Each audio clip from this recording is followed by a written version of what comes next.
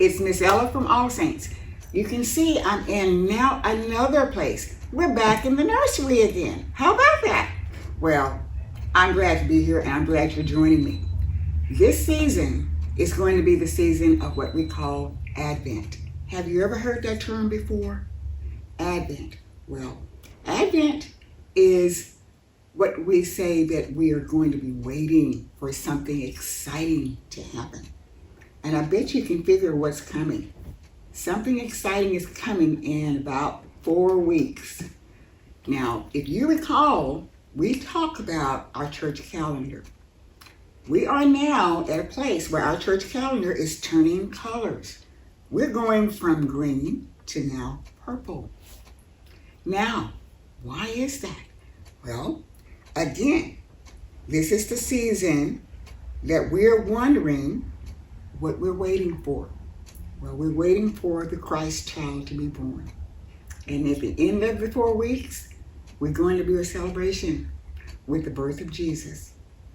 Now, you see they have 1, 2, 3, 4 weeks.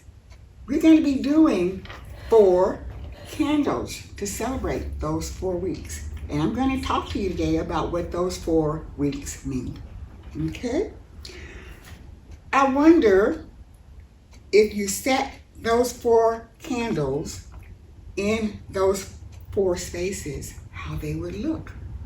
They're not all purple. 3 of them are purple, but 1 is pink. And the pink one is called the Mary candle because we celebrate the birth mother, which is Mary. Now, it's hard to wait for something that we can't see. It's really hard. And I know that because I used to be a little kid too, and I would always wonder and wonder and wonder, when is it gonna happen? Well, to keep you focused on what's coming, I made a little calendar for you today. And in this calendar, I wrote down different things that you can do while you're waiting with your family. And I call them symbols of things that happen during the Christmas time. And you may not be able to see it, but I'm going to read them to you, okay? So it starts off with a wreath. A wreath is something that you've seen some hanging on doors, on your table, different places. We have candles. You see candles all the time. Can you think of a time when you would use candles once a year? I bet you can. Think hard. You blow them out even. How about that? It's your birthday. Well, this is going to be like the birthday of baby Jesus. Another symbol of Christmas cards. Different people that you love and know and friends send cards to you and to your family during this time. Another symbol, snowflakes. Girl, we live in Texas. We hardly ever see a lot of snow, but a snowflake is a really pretty symbol of the season. How about candy canes? I bet you love candy canes. I love them. I love to put them on my tree or just to eat them. Santa Claus. Well, we all know the symbol of Santa Claus sitting on a big chair with his big jolly belly. Well, I'm going to be telling you the story of Saint Nick, which is the symbol that we use, the saint, as other saints that I've told you in the past. Not today, but that's a story that's coming up. How about the ornaments that you put on the tree? Do you help decorate your Christmas tree? I bet you do. I bet you have a favorite ornament that goes on every year. How about angels? Angels, I love to see them because they're so pure and so holy and so beautiful. And the star at the top of the tree, that's a great symbol. How about holly? Do you know what holly is? Holly is like a little red piece of floral that kind of people put on a tree. It looks like this. How about bells? Do your bells ringing? That's a symbol of Christmas also. Doves, a white beautiful bird that flies. If you look in the symbols around the church, in some of our pictures and emblems, you will see a dove descending. How about cookies? Christmas cookies. Do you bake? Do you help your mom bake and your dad bake and your grandma bake and anybody bake? Christmas cookies are so good at this time of the year. Rudolph the Red-Nosed Reindeer. Have you seen one? I haven't, but I know you hear about it during this time of the year. Stockings. Do you hang stockings up over the fireplace or in your room for Christmas time? These are all symbols. How about a poinsettia plant? You've seen them all year long. We put them on our tables, we put them on our chair, we put them on our Christmas tree, a beautiful poinsettia plant. You'll see them at the altar at church even. How about presents under the tree? How many presents do you think you're going to get this year? Have you been naughty? Have you been nice? Well, those are all things that we celebrate.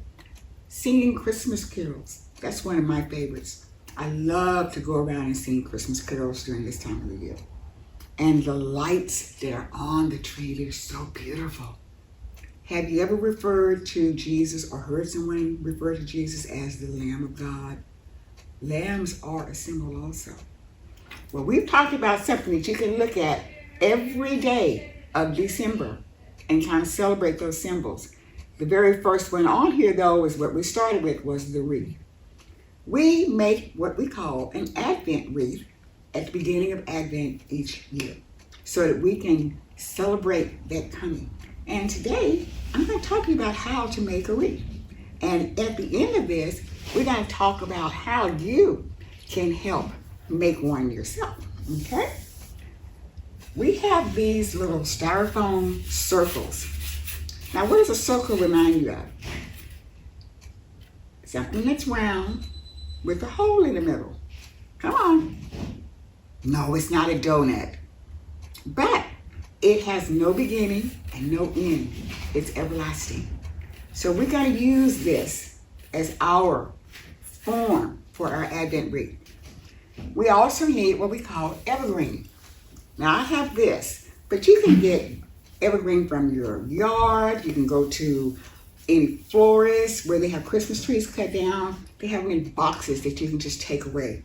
And what we do is we take this evergreen and we wrap it around our circle to form a nice greenery. So I'm going to try to do this. And sometimes at home, it takes 2 of us, 3 of us, the whole family. But we get it done because it takes a lot sometimes to make sure that you're getting every corner, everything met, everything accomplished. And it all looks so nice and pretty for the Christmas time. And we're doing this for our celebration. Remember, we're celebrating the coming of baby Jesus. So after we get our greenery all wrapped around here, we have something that looks like this. Now, it's not perfect. Don't expect it to be perfect, but this is your contribution to Advent. Then the next thing we're going to have are these little ornament things that will fit on top of your little make-believe wreath. We're going to open up this package, and inside of it are candle holders. And these candle holders, they kind of stick right into the foam, just like this. Bingo! And we are ready to put something else on it now. Now here's where you have the opportunity to put the poinsettia that we talked about to decorate it, make it pretty, or the holly to make it even more pretty. And some people like to put ribbon. Well, I kind of like ribbon too. So let's see if we can put some ribbon around this. Oh my goodness, it's going to be so gorgeous. And we just keep going until we get it all around. And then we'll have to pin this so that it stays. But I'm not going to use pins today. You have to be sure you ask mom or dad to help you with the pins so that they don't stick you, okay? And then I'll need scissors to cut that. All right, my pin. Next we're going to need, here's one little pin I can use to kind of hold this in place. We're going to need our candles. Now you notice that I have 3 purple and the 1 pink that I told you about. Now, I'm going to tell you, when we do the lighting of the candles, you will see that on week 1, we're going to light a purple one. This purple one signifies prophecy. We know the coming of baby Jesus. The second week, we're going to do another purple one. This one signifies preparation. We are preparing for baby Jesus. Week 3 is, what did I tell you was? The Mary candle, the mother of Jesus. So we light it third. So we're going to put it over here. And then the last week is the proclamation. We're proclaiming that Jesus is born. So that's going to be our last one. We're going to post it in here. And we have all 4 of our candles ready for Advent. Now, I wonder if you will remember how to light these candles. Once you light the first one, and it's Christmas, you've celebrated, you've made your prayer, and you take the light off. The next week, you're going to do that first one again, but you're going to light the second one.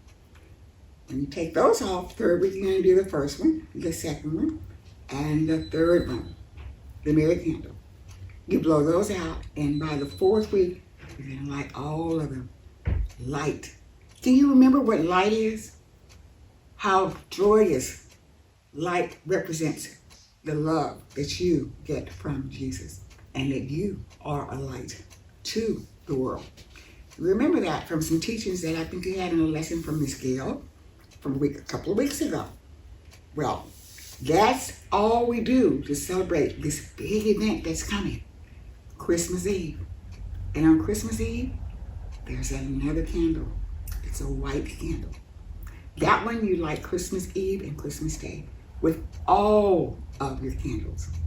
Now, you are celebrating each of these things all the way up to Christmas Eve. And on Christmas Eve, this is where I preach, because this is where baby Jesus is born. You will be celebrating this wonderful season, and you will know that you have made it all the way through Advent because you have been part of every week, part of every day. It's part of your life. It's part of what you do to celebrate the coming of Jesus. Now, there are prayers that go with each lighting of the candle. But I want to say the one prayer that we're going to do, that we say as we start our process here. O gracious light, pure brightness of the ever-living Father in heaven, O Jesus Christ, holy and blessed. Now as we come to the setting of the sun and our eyes behold the vesper light, we sing your praises, O God, Father, Son, and Holy Spirit. You are worthy at all times to be praised by happy voices, O Son of God, O Giver of life, and to be glorified through all the worlds. This is a happy time. It's a wonderful time. It's a special time, and we celebrate it because it is so great for us. Now, as we get ready for you to do your Advent read, we have prepared some packets for you to take home, and it has in there these same items so that you can build your own wreath. Love to see what you come up with, how yours comes out. Take a picture of it.